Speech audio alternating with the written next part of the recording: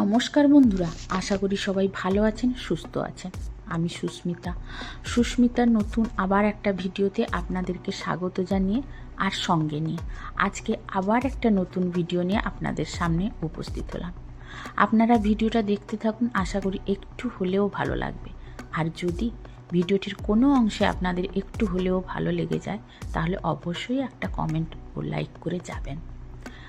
গতকাল আমি বাপের বাড়ি গেছিলাম, তো সেখানে বাড়ি ফিরে আসার কথা ছিল, কিন্তু রাত্রে আর ফিরতে পারিনি, থেকে গেছিলাম। কিন্তু সকাল সকাল এক কাপ চা খেয়ে মায়ের কাছ থেকে চলে এসেছি বাড়ি। আর আসার পথে কিন্তু আমি একটু সবজি অল্প আর মাছ নিয়ে কিন্তু বাড়িতে এসেছি, কারণ জানি এসেই কিন্তু আমাকে রান্না করতে হবে, আর ওকে বললে তো অনেকটা দেরি করে যাবে। সেই জন্য ভাবলাম আসার পথে যখন বাজার পড়বে তখন বাজারটা নিয়েই চলে আসি। তো এই জন্য দোকানের বাচ্চাটাকে পাঠিয়েছিল, তো আসার পথে ওকে নিয়েই কিন্তু একটু মাছ আর সবজি নিয়ে চলে এসেছি। আর এই যে মাছ তো দোকানের লোকেরা কেটে দেয়, কিন্তু খুব একটা পরিষ্কার করে কাটে না।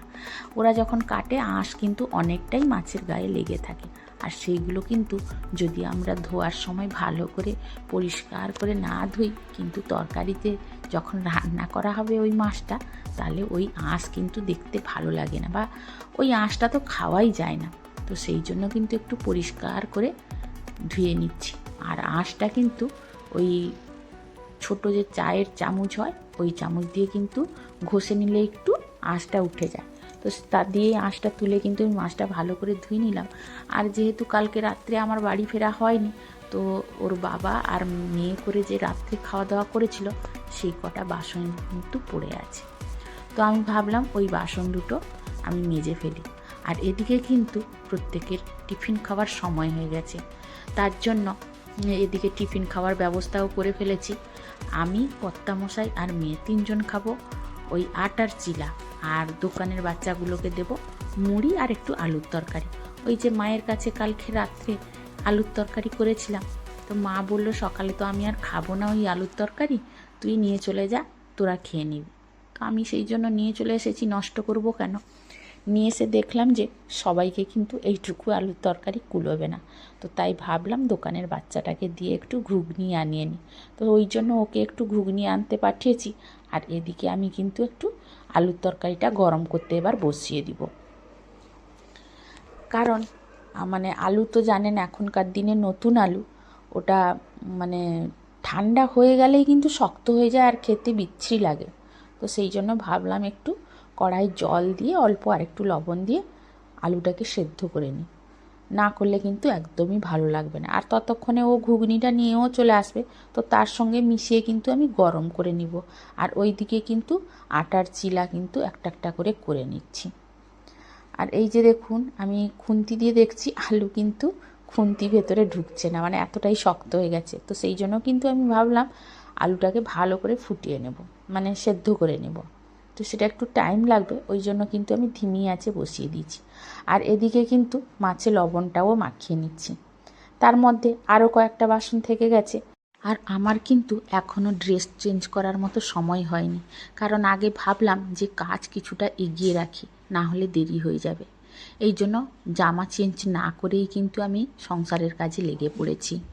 কারণ আমাদের প্রত্যেকেরই সংসারে যারা কাজ করি তাদের কিন্তু সকালবেলার টাইমটা একটু কাজের তাড়া থাকে প্রত্যেকেরই।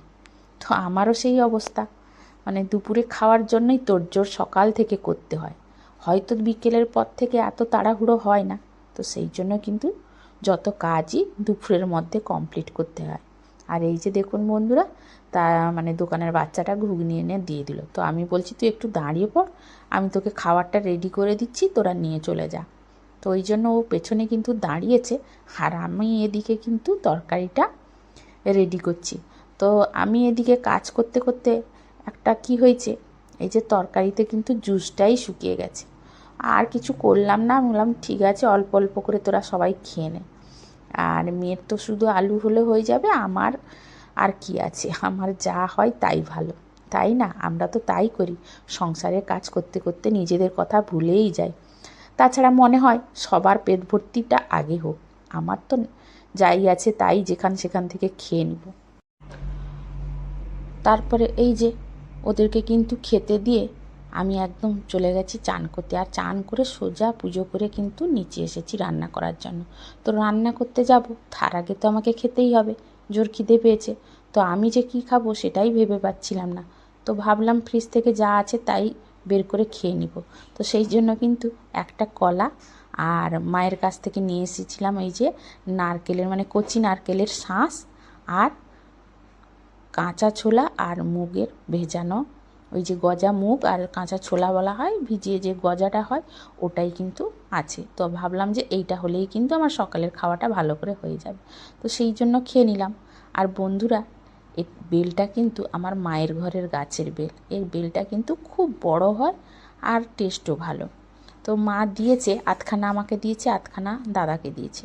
তো এইটা দেখছি এখন ওই যে মানে বেল বসালেই কিন্তু রাখলে কোনো জায়গায় একটু পোকা পোকা উড়ে, তো সেইটা হচ্ছে বলে এই যে ঢাকিয়ে দিলাম একটু। পরে এটা সময় করে কিন্তু মাখাতে হবে। মানে শরবতটা কিন্তু আমার কর্তামশাই খেতে খুব ভালোবাসে। তো ভাবলাম যে সময় করে একটু কিন্তু বেলের শরবতটা করব। আর আমি যেহেতু মাথায় শ্যাম্পু করেছিলাম, এবারে বুঝতে পারছেন আপনারা আমার মাথার চুলের অবস্থাটা কী। এই জন্য সত্যি কথা, মেয়েদের মাথায় যদি চুল না থাকে না, খুব ভালো লাগে না। আমারও এই অবস্থা, কিন্তু কি করব, কিছু করার নেই। আর এই যে খেয়ে উঠেছি, কর্তামশাই বলে ফাইল নিয়ে এসো, এটা দরকার ওটা দরকার, নিয়ে এসো। তো তার জন্য খেতে খেতে কিন্তু মাঝপথে ছুটেছি কর্তার কাছে। তো তারপরে এসে আমি খাওয়া দাওয়া শেষ করে একদম রান্নার কাজে লেগে পড়েছি। আর আজকে কিন্তু অনেকটাই বেলা হয়ে গেছে। তো তারপরে তেমন একটা কিছু রান্না করিনি, মাছের ঝোল আর মাছ ভাজাই করেছিলাম, কারণ অনেকটাই দেরি হয়ে গেছিলো। তো এইদিকে রান্না করে কিন্তু ঘরের ভিতরে চলে এলাম। মানে এই যে জানলাগুলো দেখছেন, এখন তো গরমের দিন, রোদের সময়, ধুলোবালির সময়, তো অল্প দিনেই কিন্তু গ্রিলগুলো ধুলো বসে যায়। তো ভাবলাম আজকে একটু ঘরও মুছে নিই। ঘর তো প্রত্যেক দিনই মুছছি, তো আজকে ভাবলাম যে রান্না যখন হয়ে গেছে তো ঘরটা এই সময় মুছে নিই, আর এই গ্রিলগুলো যতটুকু পারবো মুছে নিই। আর এই যে এটা হচ্ছে মেয়ের রুমের এই যে বেড কভারটা পাতিয়েছি, ওই যে মেলা থেকে এনেছিলাম বন্ধুরা, এটা হচ্ছে সেই বেড কভার। আর এটা কতটা দাম নিয়েছিল সেটা কিন্তু আপনাদের সঙ্গে শেয়ার হয়নি, আজকে কিন্তু বলে দিচ্ছি। এটা নিয়েছিল মাত্র 200 টাকা। আর বেড কভারটা বিছানায় পাতিয়ে দিতে কিন্তু খুব সুন্দর লাগছে। আর মেয়ে পড়তে বসেছিল, ওই উঠে গিয়ে কিন্তু চান করতে ঢুকেছে। তো সেই জন্য সব কিন্তু অগোছাল হয়ে পড়ে আছে। তো আমিও গুছাইনি সেরকম কিছু, কারণ ও এসে আমাকে আবার বকবে, তুমি সরিয়ে দিলে কেন। সেই জন্য ওর জিনিসে হাত দিইনি। ও চান করতে গেছে বলে এসে আবার হয়তো খেয়ে দিয়ে পড়তে বসবে, ওই জন্য ওর কোনো জিনিসে কিন্তু আমি হাত দিইনি।